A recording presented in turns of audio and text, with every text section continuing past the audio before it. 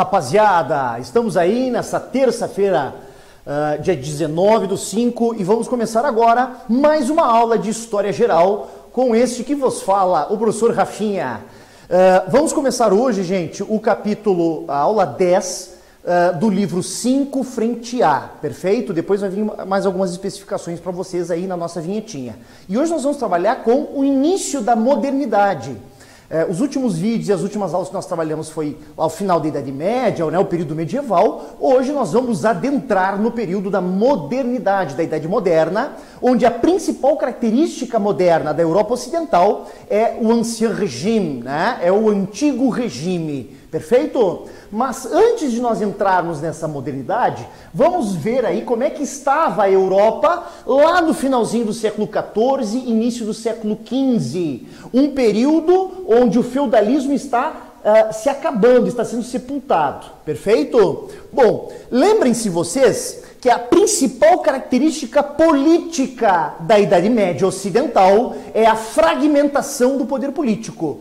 Né? A divisão do poder político em diversas unidades administrativas chamadas feudos.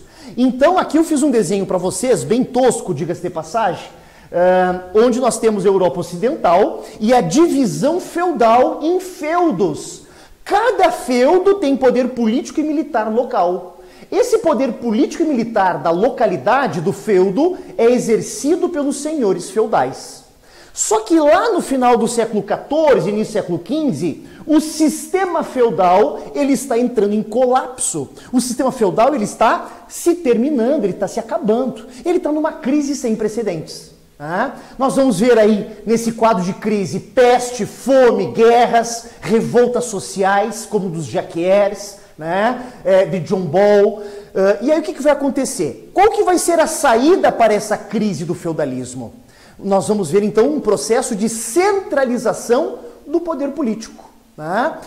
Vamos pensar o seguinte, o senhor feudal desta localidade, detentor do poder político e militar, ele vai se dar conta que a sua milícia, o seu exército, não são suficientes em tamanho, em proporção, para resolver a crise interna do feudo, para resolver a fome e as revoltas camponesas. É quando esse senhor feudal resolve se unir com outros senhores feudais na tentativa de unificação dos seus exércitos. Então esse senhor feudal vai unir o seu exército com o exército de outros senhores feudais. E eles vão formar uma unidade administrativa maior. Além de ser maior, esta unidade administrativa, ela tem uma característica centralizada. Ou seja, um processo de centralização política em uma determinada região. E esses exércitos e esses poderes políticos unificados vão passar para a mão de um indivíduo chamado rei. A gente tem que lembrar aqui que esses reis durante a Idade Média eram reis indolentes, eram reis sem poderes políticos, eram reis sem exercício político. Quem exercia a política na Idade Média eram os senhores feudais. Mas agora eu estou centralizando os poderes dos feudos nas mãos deste rei que vai deixar de ser indolente, vai deixar de ser um símbolo representativo e vai passar a exercer o poder político de fato. Perfeito? Nós temos então a principal característica da Idade Moderna. A principal característica do Ancien Régime, do Antigo Regime, um processo de centralização política para tentar resolver a crise feudal. Só que este rei não tem dinheiro suficiente para a manutenção desse território maior, desta unidade administrativa maior. É por isso que esse rei vai estabelecer uma parceria com a burguesia, o setor economicamente forte. Vamos relembrar que esta burguesia nasce justamente no final da Idade Média, com o ressurgir das cidades, com o renascimento do comércio. Os burgueses são comerciantes, então eles atuam com o capitalismo financeiro da época. Perfeito? Mas quais que são as vantagens do rei em fazer uma aliança com a burguesia e quais são as vantagens da burguesia em estabelecer uma aliança com o rei? Vamos pensar o seguinte, vamos pensar que o Gustavo, que está aqui presente na aula hoje, né? O Gustavo, ele é um burguês. E o Gustavo tem que ir para o primeiro feudo, onde ele vai encontrar nesse primeiro feudo um sistema de pesos e medidas, um sistema de línguas, né, local, e um sistema de impostos. Aí o Gustavo foi lá, fez comércio nesse feudo, né, e ele parte desse feudo e ele vai agora para um segundo feudo. No segundo feudo, o burguês Gustavo vai encontrar uma segunda moeda, um segundo sistema administrativo de pesos e medidas e um segundo grupo de impostos. E o Gustavo então sai desse segundo feudo e vai para o terceiro feudo. No terceiro feudo, o que o Gustavo vai encontrar, né, para fazer comércio? Uma dificuldade, uma terceira moeda, um terceiro sistema de pesos e medidas, um terceiro grupo de impostos, uma terceira língua. Isso dificulta o trabalho da burguesia. Né? Por quê? Porque a política é fragmentada. Agora, se o rei unificar os feudos, como fez aqui, ele também pode unificar o sistema administrativo. Ele também estará unificando o sistema de moedas, o sistema tributário, o sistema linguístico desta localidade. Isso facilita o trabalho da burguesia, que vai conseguir mais dinheiro. Parte desse dinheiro vai para o rei, porque o rei precisa manter esse território que não é mais aquele pequeno feudo. Agora esse novo território é um território maior, é um território que surge da unificação dos feudos. E aí, meu querido, para defender esse território, eu preciso de um exército nacional. Eu não preciso mais daquelas milícias locais. Eu preciso agora de um exército maior, um exército nacional, um exército real. E pagar, manter administrativamente esse exército é muito caro. A burguesia concede o dinheiro suficiente para o rei para manter essa estrutura administrativa maior. Além do exército, o rei precisa pagar pelos funcionários públicos que recolhem os impostos, os funcionários públicos que mantêm a máquina burocrática do Estado. E essa máquina burocrática do Estado é cara, é muito custosa. Porque, novamente, repetindo para vocês, não trata-se mais de um pequeno feudo, agora trata-se de um Estado nacional moderno, de um país. É Portugal se tornando Portugal, é a Espanha se tornando Espanha, é a Inglaterra e a França se tornando nações modernas, países modernos. E esse território custoso no exército, esse território custoso na manutenção administrativa, isso exige dinheiro. O dinheiro é proveniente da burguesia para o rei se manter poderoso.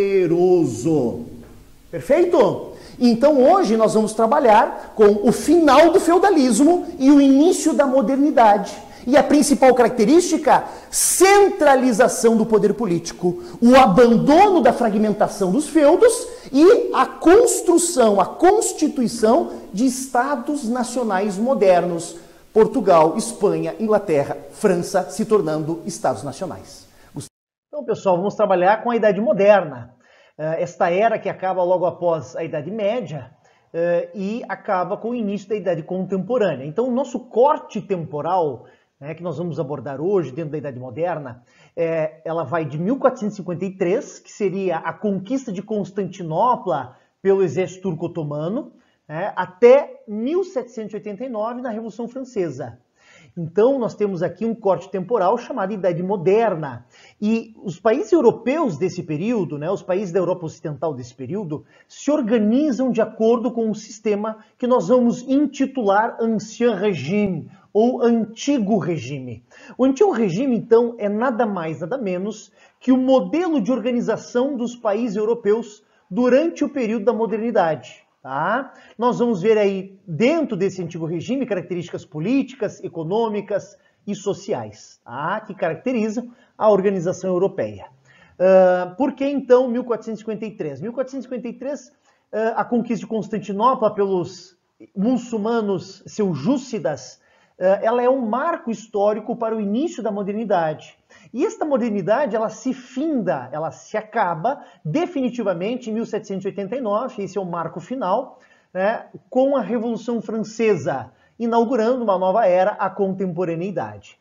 Durante essa Revolução Francesa, nós vamos ver que a burguesia, que era detentora até então apenas de poderes econômicos, toma de assalto, através da Revolução, o poder político.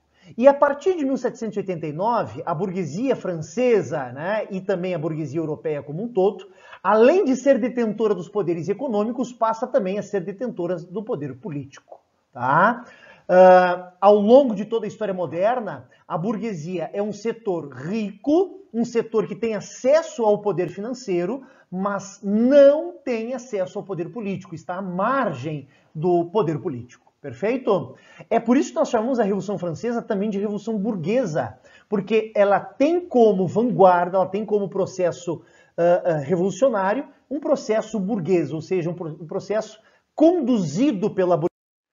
Porém, antes de iniciarmos a modernidade, é necessário que a gente retome, né, aquela crise do feudalismo, os últimos momentos do feudalismo, os últimos suspiros do feudalismo, do sistema feudal.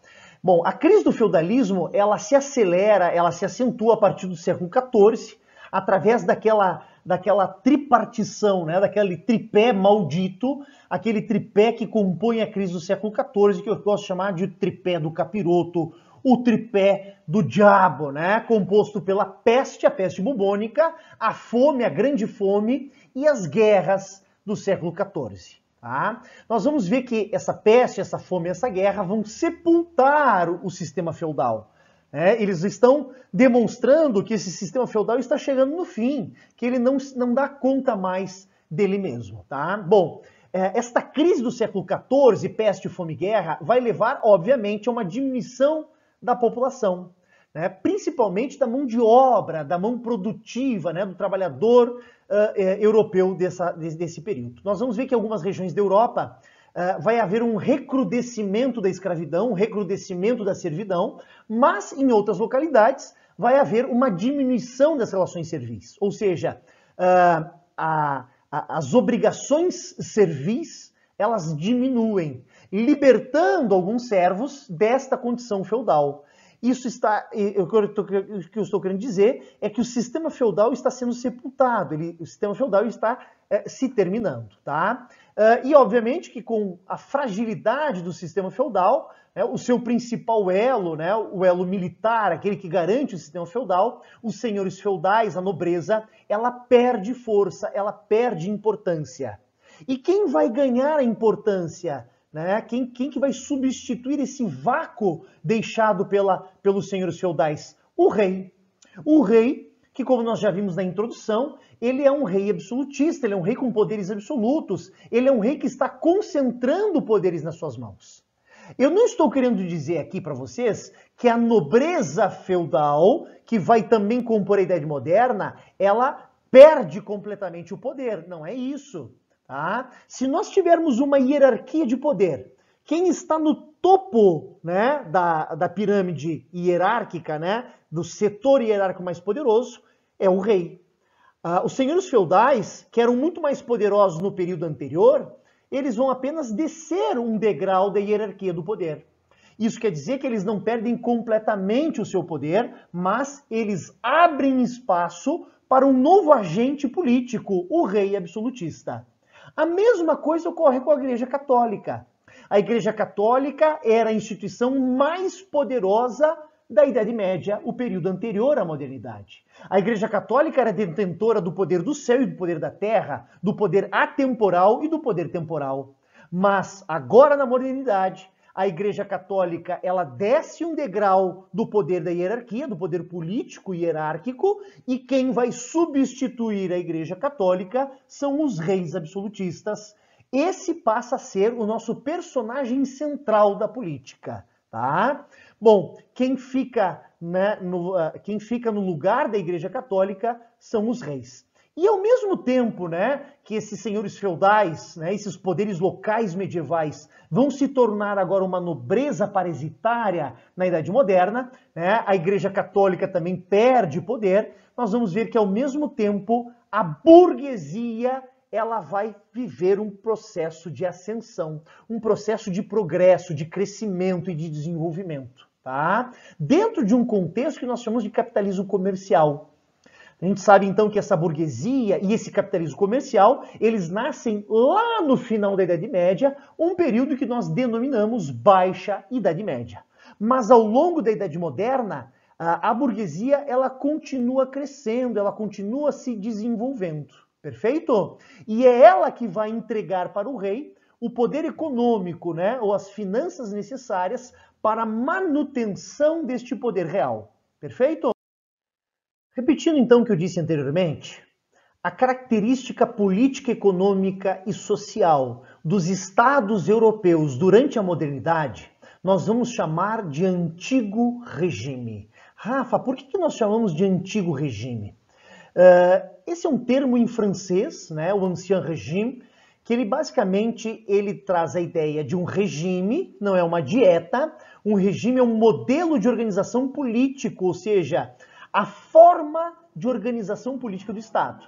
Esse regime, ele é antigo, ou seja, ele possui resquícios do período anterior, do período medieval. Então, na modernidade, nós temos um modelo de organização que ele é muito parecido com o modelo medieval, ou que ele pelo menos tem uma influência da organização medieval, da organização feudal. No campo da política, a principal característica é a formação dos estados nacionais modernos e a alta concentração de poderes na mão de um rei. É um rei que é tão poderoso, que concentra tantos poderes, que nós vamos chamar de rei absolutista. Ah, Rafa, então aí que surge o termo monarquias absolutistas, fazendo referência à alta concentração de poderes políticos na mão do rei? Exatamente isso, as monarquias absolutistas. E a sua principal característica é a alta centralização de poderes nas mãos dos reis. Mas nós temos que levar em consideração que esses reis não têm poderes ilimitados. Há uma tradição nesses países, né? Há uma conduta jurídica tradicional. E esses reis, eles têm que, até certo ponto, respeitar essas tradições, tá? E o que o rei vai fazer para a centralização do poder político? Ele precisa criar um aparato burocrático administrativo. E é o que constitui um Estado moderno, é justamente isso, é um aparato burocrático administrativo. Um grupo de funcionários que organiza a sistemática de funcionamento do Estado, que recolhe os impostos, que estabelece regras econômicas, né, que estabelece aonde que vai ser produzido, o que vai ser produzido, em que medida vai ser produzido. Então, para formar esse aparato burocrático administrativo, de controle financeiro, né, das taxas monetárias, do uso de moedas, né, dessa oscilação cambial que os países têm, eu preciso então de um sistema de organização administrativo. Esse sistema de organização administrativa nós vamos chamar de aparato burocrático administrativo.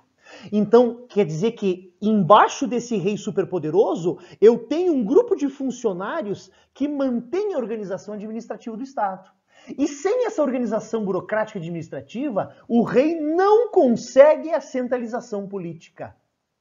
A primeira coisa que nós temos que pensar é que é necessário, dentro desse território nacional, uma unificação administrativa. Porque senão não é organização, é baderna. Perfeito? Bom, essa unificação, o que seria essa unificação administrativa?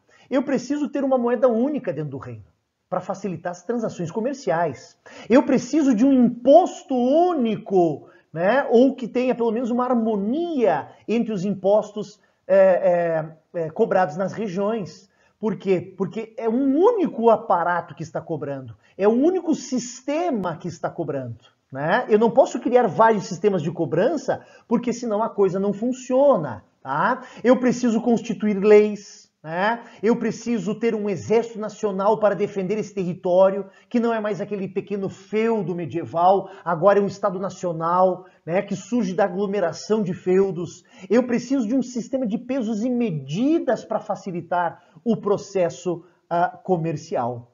E é óbvio que com este aparato unificador, né, com esse sistema unificado, eu vou facilitar o serviço da burguesia, eu vou facilitar o comércio da burguesia. E por sua vez, essa burguesia que tem o processo facilitado vai conseguir gerar mais riqueza, vai conseguir pagar mais impostos. E esses impostos que estão sendo cobrados pelo rei, essa série de impostos que estão sendo cobrados pelo rei, eles passam a servir ao Estado. A manutenção desta burocracia, a manutenção do exército para proteger aquele território nacional. Então, percebam que esta unidade administrativa ela é mais cara do que aquela unidade administrativa feudal do período medieval, né? Logo, há uma necessidade de recolher mais impostos, né, de gerar mais riquezas para poder sustentar esse sistema. Então, o rei vai fazer uma aliança com a burguesia. Eu facilito o sistema administrativo, eu facilito o serviço e o comércio da burguesia, em contrapartida, a burguesia me paga o imposto que eu necessito para manutenção, para manter esse território e esse aparato burocrático. O rei só é rei, o rei só é rei absolutista com poderes concentrados porque ele basicamente ele é dono de 3 esferas muito singulares. Ele é dono e ele é comandante da justiça, ele é dono e comandante do exército e ele é dono e comandante da arrecadação de tributos. É isso que garante os poderes do rei, tá? A formação de um exército nacional, de um exército real, também ele é fundamental para a proteção desse território, tá? É claro que esse processo ele vai beneficiar justamente, né, a atividade burguesa, a atividade comercial, que vai trazer para o centro da modernidade novos valores. Valores mais racionais, valores menos mistificados pela igreja, né? Menos vinculados com a igreja, tá? Lembrem-se lá na nossa aula de Idade Média, o homem da cidade, o homem burguês, é um homem que respira liberdade. Porque se esse homem burguês ele circula com mercadorias de uma região para outra do planeta, quando ele vai de um lugar para o outro com essas mercadorias, ele entra em contato com outras crenças, ele entra em contato com outros valores, com outras culturas e com outros pensamentos. Logo, esse burguês, ele tem um valor menos comprometido com a Idade Média. Ele tem uma cultura mais laica, menos vinculada com a religião. Ele é mais livre do que o típico homem feudal, vinculado com a igreja e vinculado com os poderes feudais. Perfeito? Aqueles antigos senhores feudais, aqueles antigos poderes locais, agora vão se tornar a nobreza, a aristocracia, né? Os amigos do rei. Perfeito? Crise do sistema feudal e a redução das arrecadações. Perfeito? Então é preciso que esta nobreza contribua menos, né? Por quê? Porque agora ela não vai ter tanto dinheiro. Agora quem vai ser detentor, né, desse aspecto financeiro, desse acúmulo de dinheiro, é basicamente a burguesia, tá? Então, se deixa a nobreza como a formadora da riqueza e a formadora da riqueza passa a ser a própria burguesia. Como eu já disse no material anterior, a Igreja Católica perde poder, né, mas não quer dizer que ela vai se tornar desprovida de poder político completamente, não é isso que eu estou querendo dizer. Ela continua sendo muito forte, ela continua sendo muito rica, né, detentora de muitas terras, continua sustentando e legitimando os poderes reais. Agora, ela não vai mais ter todo aquele poder ilimitado que ela tinha na Idade Média. Então, ela desce uma escadinha. Nesse esquema a gente pode perceber, pessoal, como é que o rei ganha tantos poderes, né? A ponto de ser chamado de poder absoluto real, né? O poder real absoluto. Bom, cada setor da sociedade, que era muito forte lá no final da Idade Média, vai contribuir com alguma coisa, né? Com algum elemento de empoderamento real. Por exemplo, a burguesia, que é aquele setor que desenvolve o comércio, que tem um acúmulo de capital, que tem aquela função do trabalho individual, essa burguesia, através dos impostos, concede dinheiro, ou seja, poder econômico para o rei. Já a Igreja Católica, que lá na Idade Média era a instituição mais poderosa, afinal de contas, na Idade Média, a Igreja Católica ela é detentora do poder do céu e da terra, do poder atemporal e do poder temporal. Ela perde parte desse poder político e entrega esse poder político aos reis. E os senhores feudais?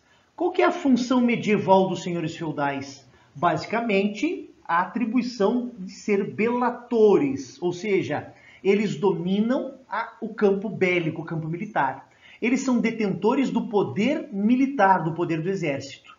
Agora, o rei está constituindo um exército nacional, não mais um exército feudal local. Então, muito dessas milícias e desse poder militar dos senhores feudais vai passar para a mão dos reis, que estão formando exércitos nacionais.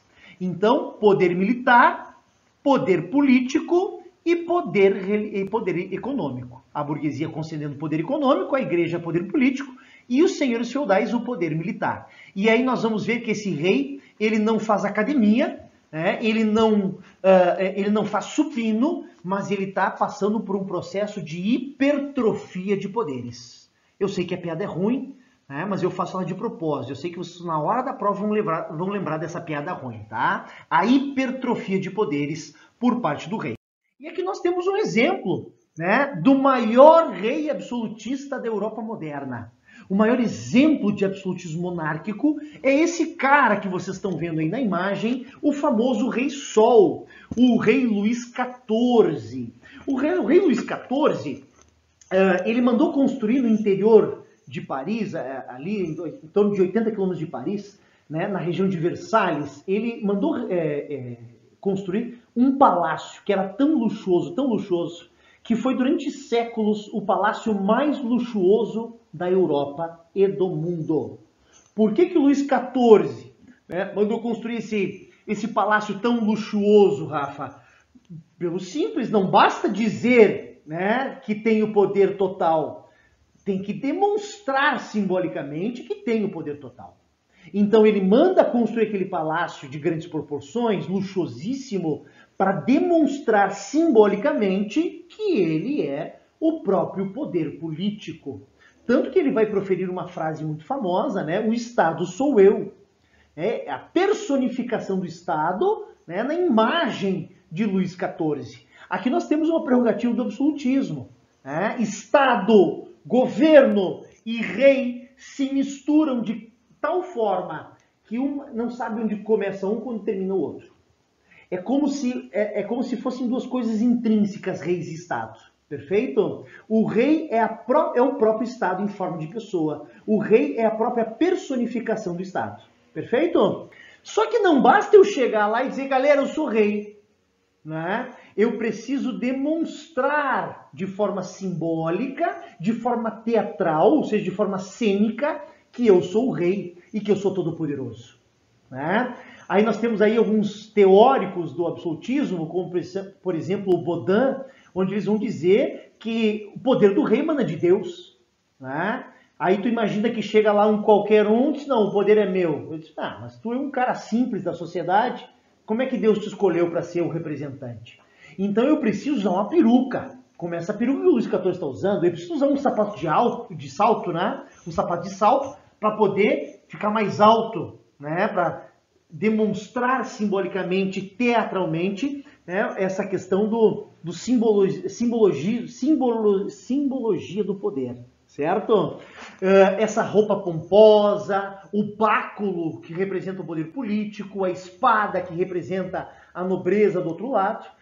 Então, para ser um rei absolutista, não basta ter o poder concentrado, é preciso a demonstração desse poder. E é por isso que onde o rei vai, é feito em torno do rei um grande teatro, uma grande encenação. Muitas pessoas que acompanham o rei, eles vão sempre bajulando, fazendo reverências, fazendo com que as pessoas baixem a cabeça. para que as pessoas do povo, ao ver essa cena, ao ver esse teatro, né, possam compreender o poder do rei através da encenação. Então é preciso literalmente que o rei passe por um processo de travestimento. Ele vai se travestir, né, de um ser que ele não é, para representar o seu poder. Aqui eu tenho uma questão, ou melhor, uma imagem de uma questão, que mostra o rei real. O rei, na realidade, ele é um ser comum, como todo ser humano, baixinho, pançudo e careca. Agora, se um cara baixinho, pançudo e careca se apresentar como rei e representante de Deus na terra, a galera vai olhar e dizer, tu tá de sacanagem comigo, né, irmão? Tu não é nada de representante de Deus na terra. Então ele precisa tapar, ele precisa esconder esse corpo real, esse corpo natural, esse corpo humano, com uma peruca, com uma roupa, com um salto alto, né? E com isso ele demonstra de forma cênica que ele é todo-poderoso. Perfeito? E aqui nós temos uma imagem desse palácio, né, que foi construído pelo Luís XIV, que foi durante alguns séculos, foi o palácio mais luxuoso, né, e maior exemplo de palácio em toda a Europa. Aqui nós temos então uma cena de um canto do palácio, né, e os jardins, que eram gigantescos, né, representando e demonstrando a grandiosidade da monarquia, a grandiosidade dos reis. Perfeito? Eu não tive oportunidade, mas está na minha lista de desejos visitar Versalhes. E a sociedade? Nós já fomos de política absolutista, e na sociedade? Na sociedade nós temos uma sociedade estamental, ou seja, uma sociedade dividida em estamentos, em camadas, em estratos. Na Índia, por exemplo, a gente chama de castas, né? O sistema de castas da Índia. Então, é um sistema de partições, né? de estamentos. E a principal característica dessa sociedade estamental é a baixa mobilidade. Perfeito? Ela não é inexistente, mas ela é muito rara.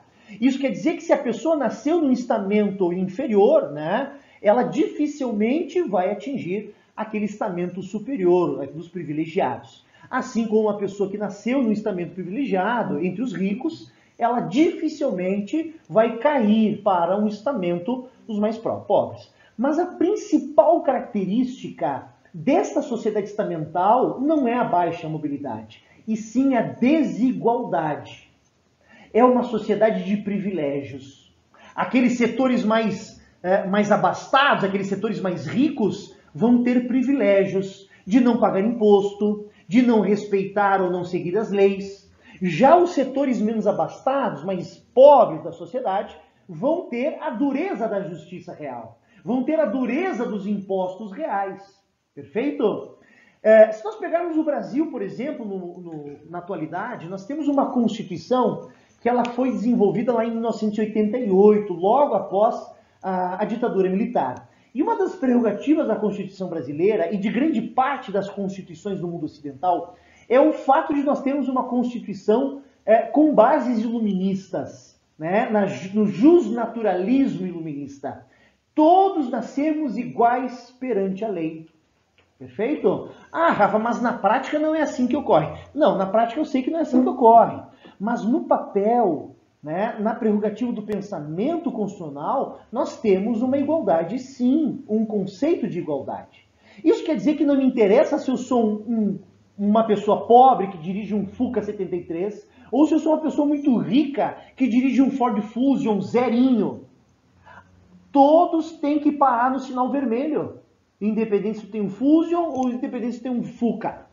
Então, nós temos uma prerrogativa de igualdade. Tá? Aqui no sistema de antigo regime não era assim. Havia uma lei para os pobres e uma lei para os ricos.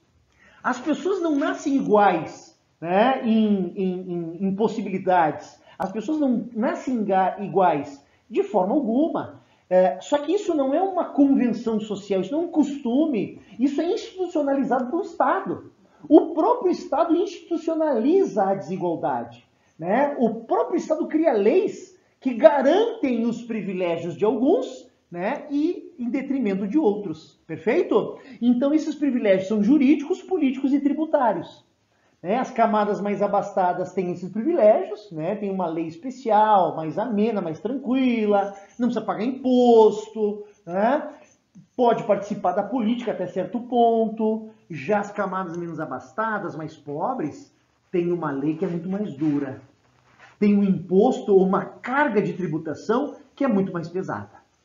Eu posso usar como exemplo aqui, por exemplo, a França, né, ou a sociedade estamental francesa antes da Revolução de 1789, antes da Revolução Francesa. E se nós pegarmos a estrutura social da França moderna, ela é idêntica à estrutura social medieval. Lembra da Idade Média, como é que era a estrutura medieval de sociedade? No topo, oratore, bellatore e laboratore, né? Em nome do Pai, do Filho e do Espírito Santo. Quem que é o Pai? O Pai é todo-poderoso, é Deus. É aquele que é detentor do poder do céu e da terra. Esse Deus é a Igreja Católica.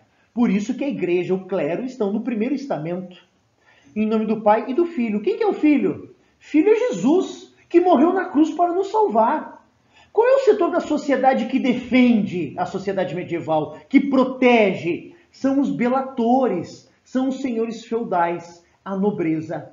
Então a nobreza é pai, é filho, está no segundo estamento. E o terceiro estamento, em nome do Pai, do Filho e do Espírito Santo. Quem que é o Espírito Santo? O Espírito Santo é responsável pela produção da obra. Aqui, nas sociedades medievais, nós temos a produção agrícola, os camponeses. Logo, no terceiro estado, nós temos o povo, os camponeses. Só que na Idade Moderna, nós temos a ascensão de um outro setor, menos popular, digamos assim, né? Chamado burguesia, principalmente a alta burguesia, a burguesia mais rica.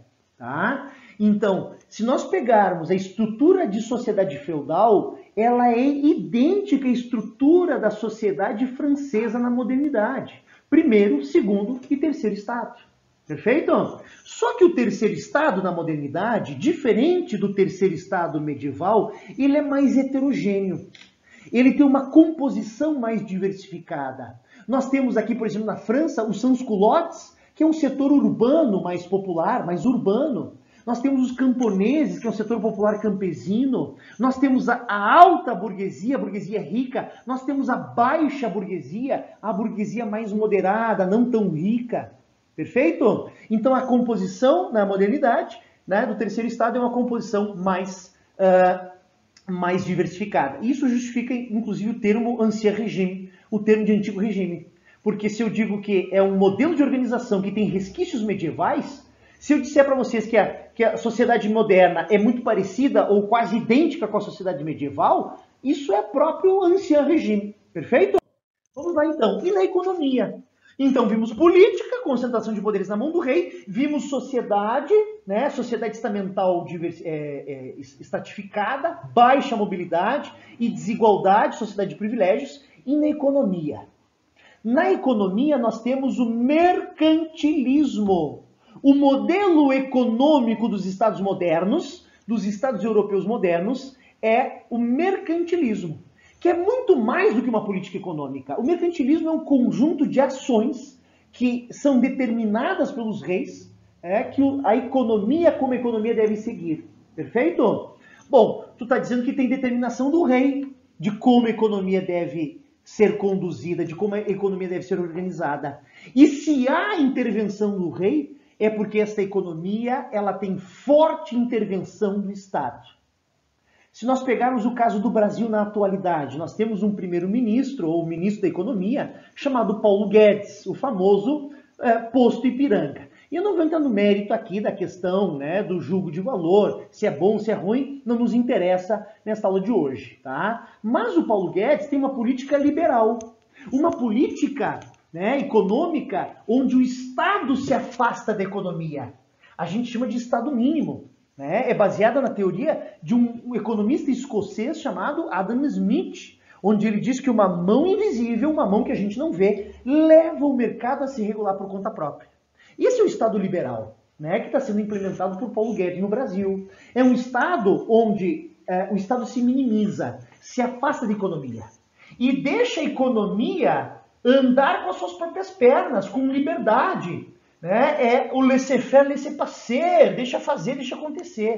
O Estado não se mete na economia. né? A economia anda sozinha. Mas como que a economia se regula por conta própria? Pela mão invisível de Adam Smith. Esta economia mercantilista é oposição a Paulo Guedes. É o inverso à política liberal de Adam Smith e de Paulo Guedes. Então, se o Paulo Guedes estivesse olhando a nossa aula aqui, Rafa, ele teria uma convulsão de revolta, de brabeza, provavelmente, porque ele é um liberal. E os estados modernos são intervencionistas. O Estado se aproxima da economia. O Estado é tão grande que ele vai ditar as regras da economia.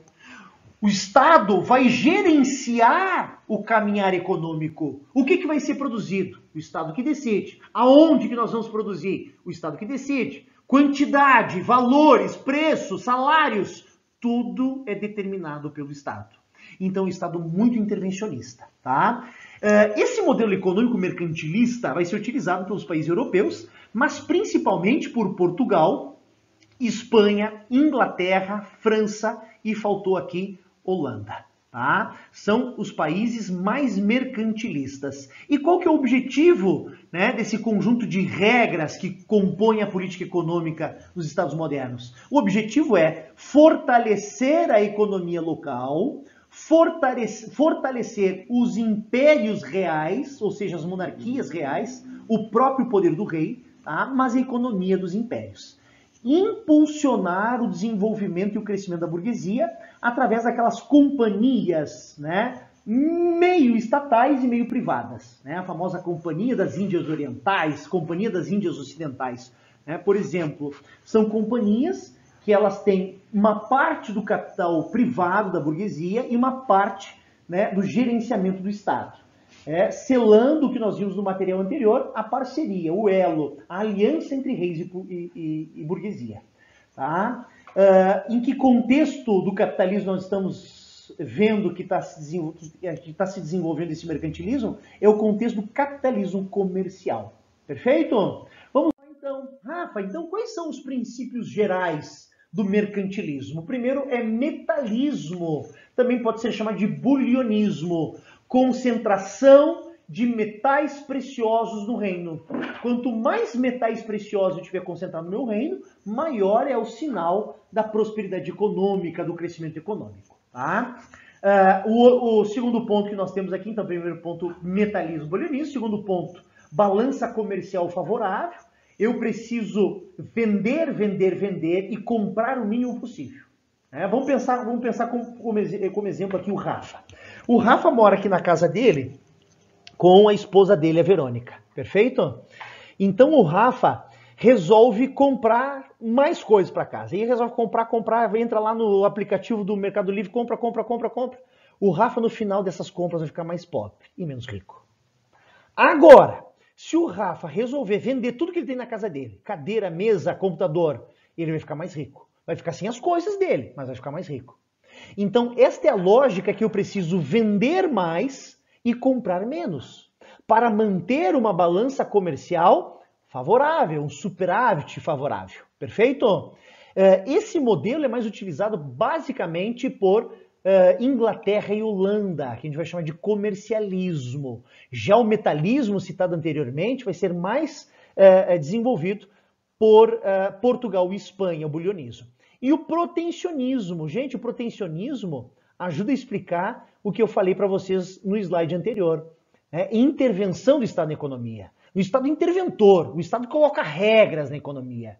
Seriam, então, as taxas alfandegárias.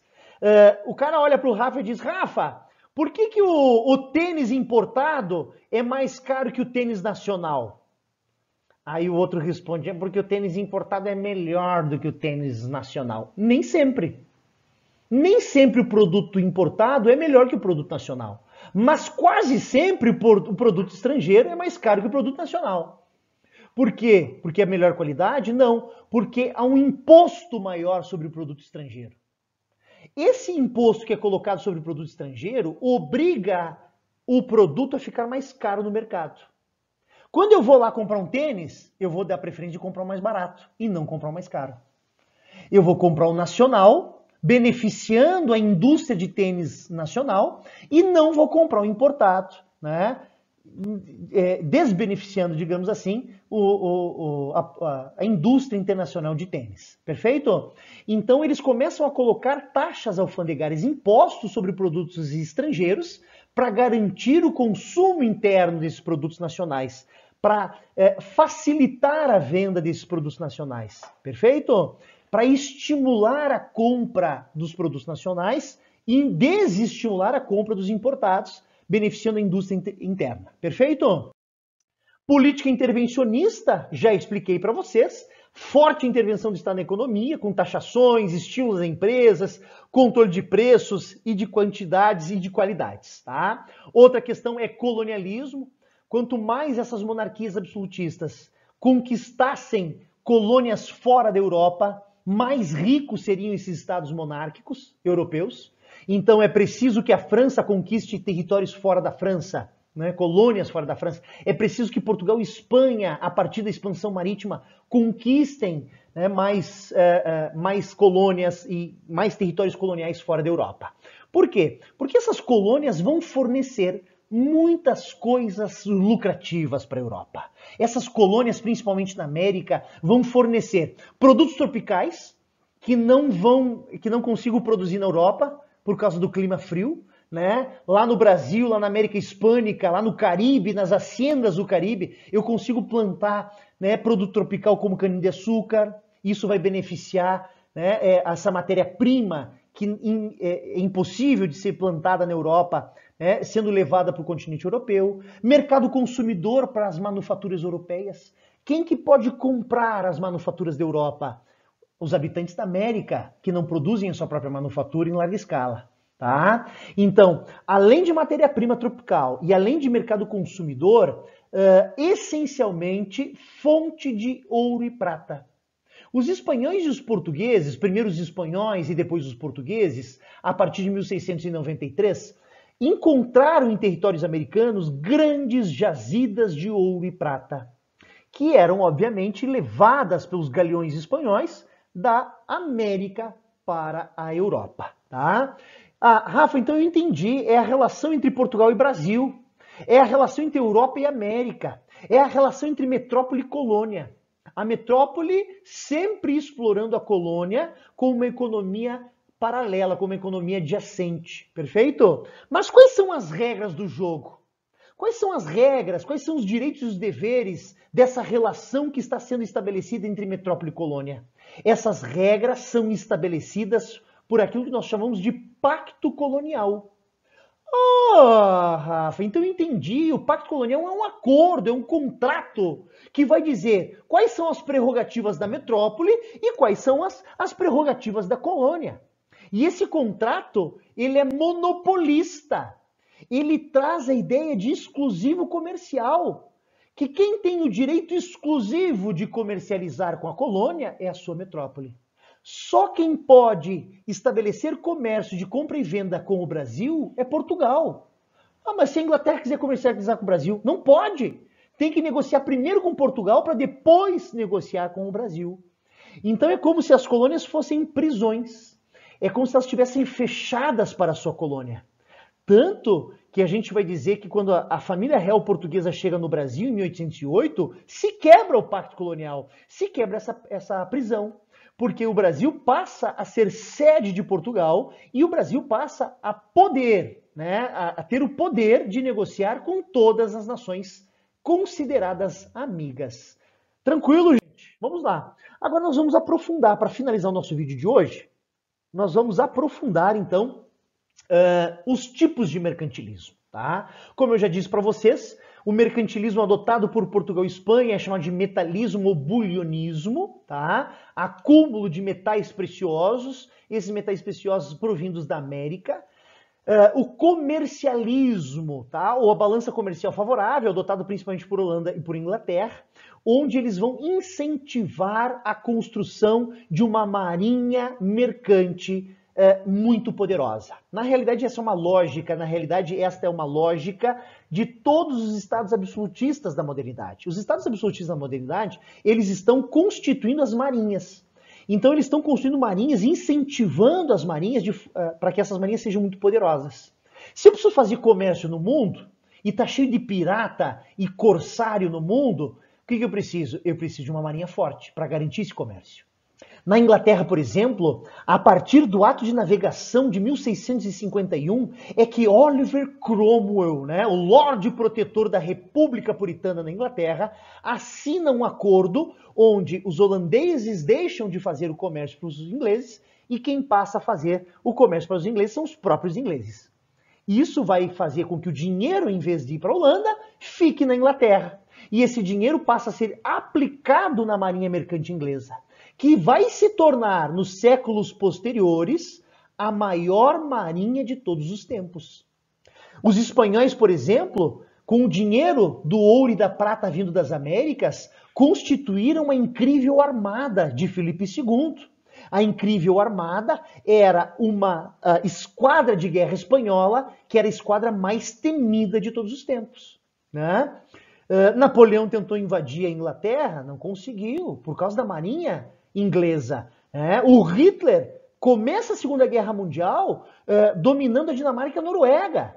Por quê? Para fazer uma proteção no Mar Báltico, no Mar do Norte, impedindo que a marinha britânica invadisse a Alemanha pelo norte. Então, olha, aqui nos levou o incentivo da marinha britânica. Eu estou no século XX, né, na Segunda Guerra Mundial, e eu ainda vejo resultado dessa marinha mercante inglesa, né?